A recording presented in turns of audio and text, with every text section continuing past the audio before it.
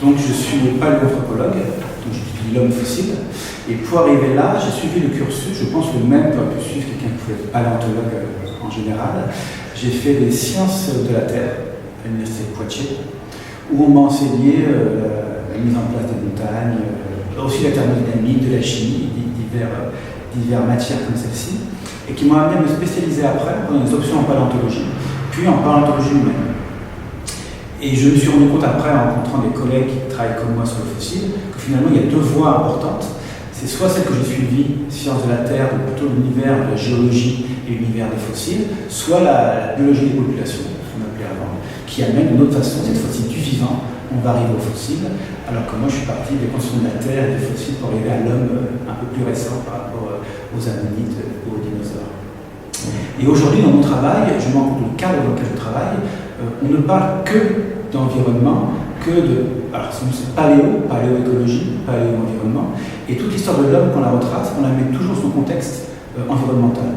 Et toutes ces études, quoi qu'il arrive, se basent sur ce qu'on appelle l'actualisme. C'est la connaissance de l'actuel qui nous amène à remonter dans le passé.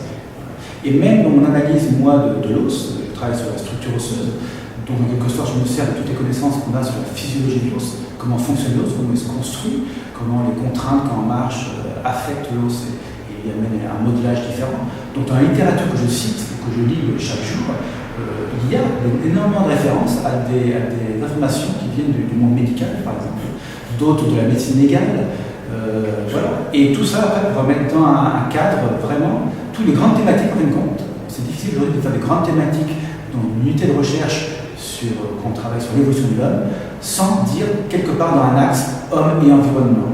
Comment est passé l'homme dans l'environnement, quelle est l'influence de l'environnement sur l'homme.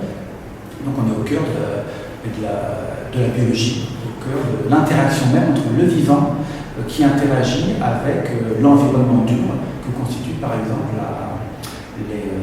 les montagnes, ou les vallées ou autres. Et aujourd'hui, notamment à Tout-à-Vel, on travaille avec des gens, on va comment faire le lien entre tout ça, des gens de Polytechnique qui travaillent sur la modélisation des environnements et qui, alors ils sont spécialisés en informatique et en mathématiques. Et on reconstruit l'environnement qu'est Tout-à-Vel. Alors on a scanné la vallée, toute la vallée, et il va remettre, on ne va pas remettre avec des petits dessins des arbres, c'est lui avec des règles mathématiques qui va remettre des arbres dans la vallée. Et par exemple, s'il y a un arbre qui est à midi à l'ombre d'une falaise, eh bien, il sera moins grand qu'un arbre qui est toute la journée en plein soleil.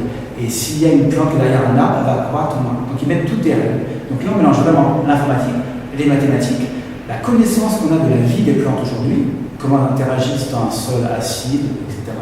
Et on remonte avec le fossile, on replace nos fossiles, on replace notre homme à l'intérieur et on reconstitue toute l'histoire. Merci.